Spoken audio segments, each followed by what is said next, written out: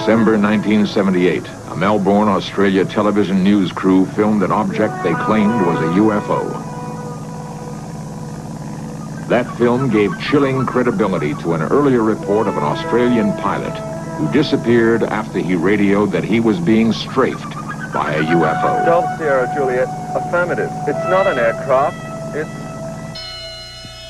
Are there UFOs in the skies over Australia and New Zealand?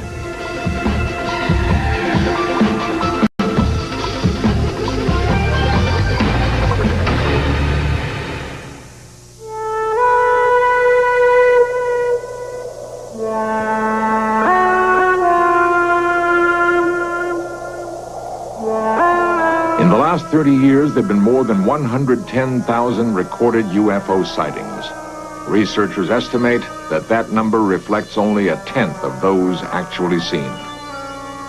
Eyewitnesses claim that in nearly all cases, the UFOs have a saucer-like shape.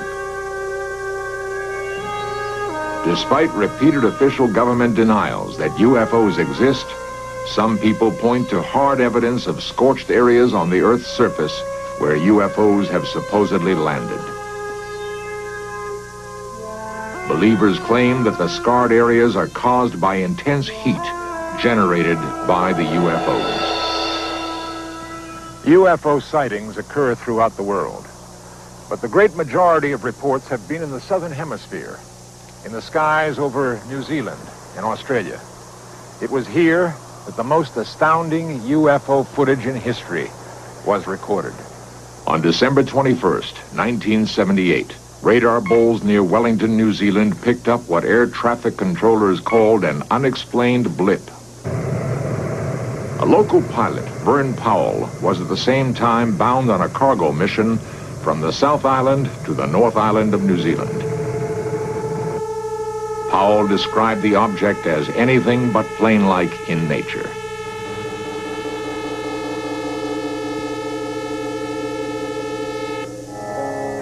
What was it that Captain Powell, a 35-year flying veteran, saw in that December night sky? Douglas Maben heads New Zealand's Mount John Observatory. Well, at that time that was taken, there were two very bright objects in the sky. One early in the morning was the planet Venus, seen in the mornings fairly close to the horizon. And during the night, from a little bit before midnight through to morning, the planet Jupiter was up in the sky, and it was very bright, though not as bright as Venus. So depending on the time of day or night when the photograph was taken, it could have been one of those two planets.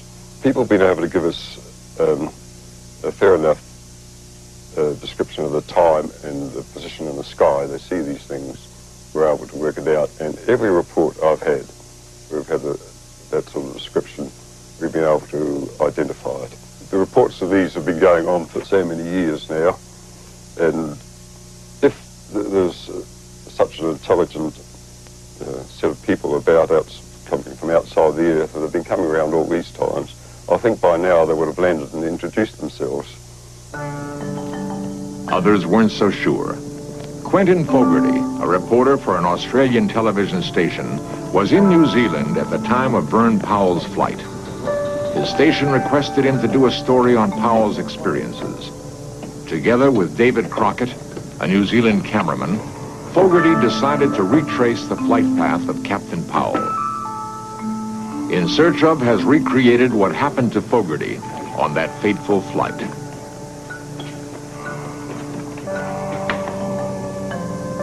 Fogarty planned to make the 400-mile round trip between Wellington and Christchurch in a massive Argosy aircraft, which was already scheduled for a freight run. Armed with cameras and sound equipment, the two men hoped to film proof of what Powell had reported.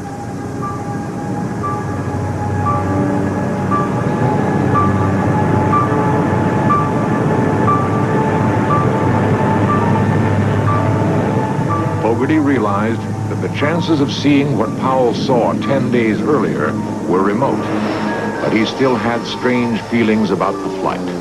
There were stages there where I was very, very frightened. I mean, I thought, well, if I was to die, or if in fact I was to be removed from that aircraft in some shape or form, then it wasn't going to be a painful process, and I can't really explain why I felt that. It's just a feeling I had. The flight was long. Captain Bill Startup warily scanned the night sky. Fogarty and cameraman Crockett waited in the hold. Testing 1, 2, 3. Just checking the intercom.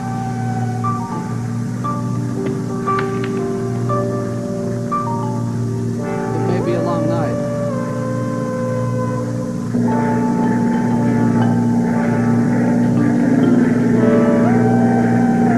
Suddenly, Captain Startup spotted the object and called to Fogarty. Quick, off to starboard. The object seemed to be hovering around the aircraft. Do you see it?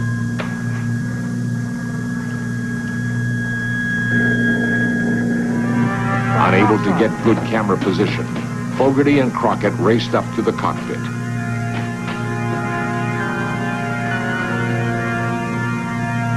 This is the film they shot.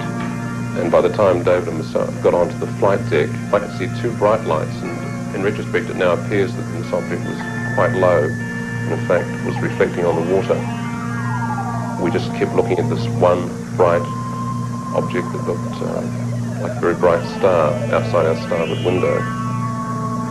So we turned towards the object, and at this time David was continuing to film, and at one stage he said to me, he got very excited and turned around to me and said, you know, it's got a brightly lit bottom and a sort of transparent sphere on top. And I was doing a tape commentary at the time, and I remember saying that that sounded like a classic flying saucer shape. And I think it was the last person to see it, was that I looked out the right-hand side of the aircraft and peered right down. And this object just went below the aircraft and disappeared. Nobody connected with this case has been prepared to say that they are extraterrestrial, because I don't think you can ever say anything is extraterrestrial until you can actually physically hold on to it or meet with the inhabitants, or, you know, or the thing lands in Central Park and you beam it live television around the world, and then people would say it was hoaxed anyway. But there are a number of possibilities, and I think that probably the strongest of all the possibilities is that it is extraterrestrial. The film is unlike any other recorded in history. The object darted about, changed color, shimmered with an eerie translucency. The object was incredibly bright, far brighter than any planet or star. The film, shot by Fogarty and Crockett, has since been analyzed by U.S. and Australian scientists. Their conclusions have been that it does show some metallic object, unearthly in its brightness. No one will hazard a guess as to what it was or why it appeared where it did. By plotting where UFOs have reportedly appeared, a complicated grid system was devised by a man who has become the dean of UFO researchers. Bruce Cathy, a commercial pilot for more than 40 years, believes that his system, controlled by the elements of light, energy, and matter, validates the presence of UFOs. Square one. I only found the system by actually studying UFOs, or the movement of UFOs. And it was after I found out UFOs have to use that system, or tuned into that system if they're going to move from point to point in space. The UFO shots were taken in New Zealand around last Christmas. Everything points to the fact that they were definitely, it was hardware in the sky. And the main reason I say this is the fact that it's not the first time. It was a bit of a joke to us at the time when there was such a furor made about this publicly worldwide, as if it was one case. Well, it's not so. There's been many, many cases similar to this in New Zealand and in the same area. There's been material tracked around the Cook Strait area and up around that area on many occasions by radar in Wellington. And on many occasions, even in daylight, there's been an object seen in the sky by crews in an aircraft, and that's also been sighted on radar. And in one of those particular cases, the radar crew asked the crew of the aircraft to vector themselves onto this object so that they could get a closer look at it. The crew were watching this from a distance, and they refused. And that object was in that area for so long that even on the second trip back from Wellington across the Straits again, it was still there. The crew saw it a second time. But that was a broad daylight case. So in nowhere could they say there was lights at night being reflected, or a Venus or anything like this. This is, but as I say, there have been many cases like this. and particularly in that area. This UFO film shot over New Zealand might bear a strange relationship to an event which occurred 3 months earlier. In Search Of examines that event next.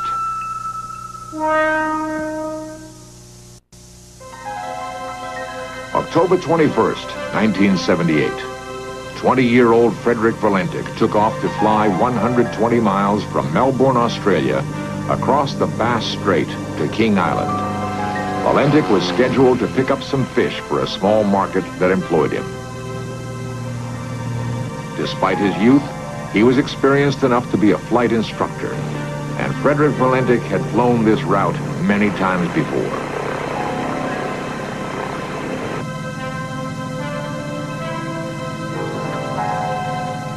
Delta Sierra Juliet, pilot to ground.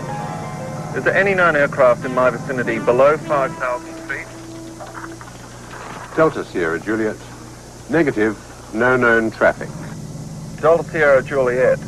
There seems to be a large aircraft below 5,000 feet. Delta Sierra Juliet. What type of aircraft? I cannot confirm, but it's 4 bright lights that appear to be landing lights. Unknown aircraft has just passed over me, about 1,000 feet. Is large aircraft confirmed? Delta Sierra Juliet, affirmative at the speed it's traveling. Are there any RAAF aircraft in the vicinity? Negative. Confirm you can't identify aircraft. Affirmative. Delta Sierra Juliet, Melbourne. It's approaching from due east of me. It seems to be playing some sort of game, flying at a speed I can't estimate. Stephen Roby, air traffic controller on duty then, explains the reported UFO's movement. Times and coming from various directions. And then he started orbiting, and the aircraft was orbiting above him. And on several occasions, he sort of stated that towards the end, it wasn't an aircraft. And he described it as having a sort of a green light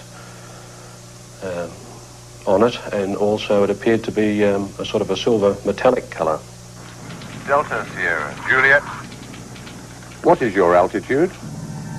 Delta Sierra Juliet, 4,500 feet. Delta Sierra Juliet. Confirm you can't identify aircraft. Affirmative. It's not an aircraft, it's... Guido Valentic is Frederick's father. Night. He's supposed to join us with friends when we went for some movie, family movie projection. And that night, he never turned up. He didn't ring up. Normally, he's always, when he go for a trip, when he return at the airport, he normally would have called us, you know, I'll be home after an hour or so. But that night, it was quite strange, you know. We didn't know anything about it. We got home about 11 o'clock and he wasn't home. My wife then started to worry about it. And so, you know, I said, oh, this is too late to start inquiry. Can you describe it? Delta Sierra Juliet. It's flying past. It is a long shape. Cannot identify more than that. Coming for me right now. He described it as being of a long shape, and as I said before, a silver color with the various lights on it. And he actually did say it wasn't an aircraft. So it's very strange. It appears to be stationary. I'm orbiting. The thing, it's orbiting on top of me. It has a green light and a sort of metallic light on the outside.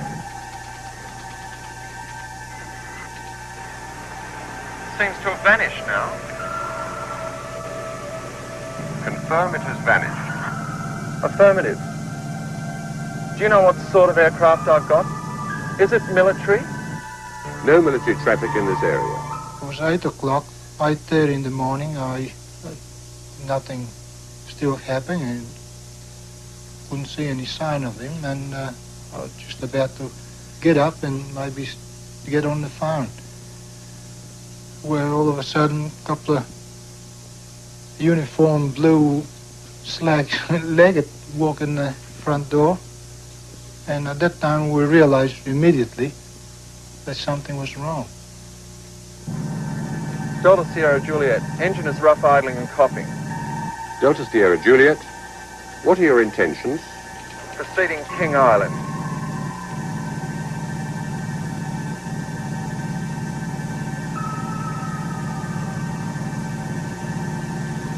Delta Sierra Juliet, unknown aircraft now hovering on top of me. Finally, we lost contact with him in a very strange way. The communications he was putting out seemed to break. People describe it as a sort of a metallic sound, the last transmission that was sent from Delta Sierra Juliet. Delta Sierra Juliet, acknowledge. Do you read me?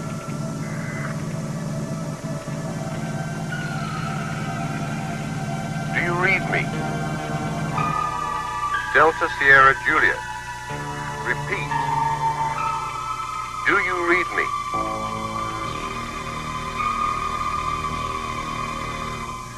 Despite an extensive 4-day search, which included using a sophisticated Orion aircraft capable of detecting any sort of debris at great ocean depths, not a single scrap of wreckage was ever found. No hard evidence ever turned up that would explain the disappearance of Frederick Valentik. But theories abound. Some say that Valentik became disoriented and saw this lighthouse. A second theory is that he saw lights of fishing vessels and then, becoming disoriented, spiraled his plane into the ocean. Guido Valentik, Frederick's father, believes otherwise. Well, after Frederick reported this UFO incident, I inclined to think that it could be some intelligent life in the outer space, despite all the officials are trying to suppress this, or really makes me very confused, because knowing Frederick what he radiated and knowing my son wouldn't make himself so ridiculous in stating things like that. So I'm inclined to believe that really must be something in the space that the general population may not aware to be. And I realized after his disappearance, which I couldn't have the opportunity before, how many calls I get from various parts of the world. And they really encouraged me to believe that he could be still alive, maybe with another intelligence in the space.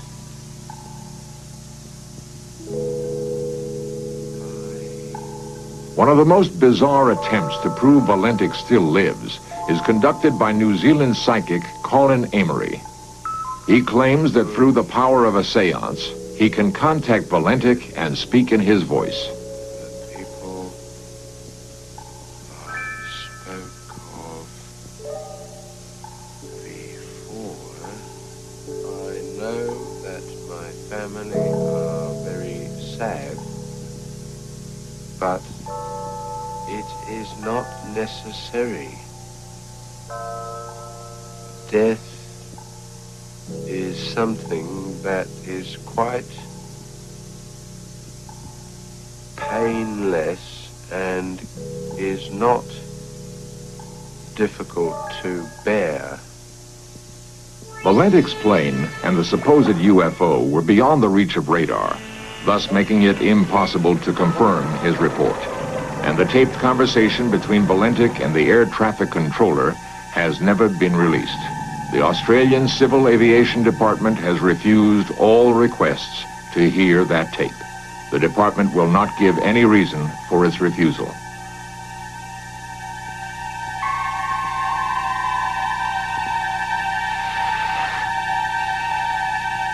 Delta Sierra Juliet, acknowledge.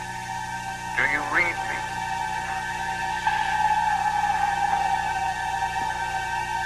Repeat. Do you read me? There have been hundreds of planes that have disappeared without a trace, Valendic's disappearance is the single documented case where a plane has vanished after claiming contact with a UFO.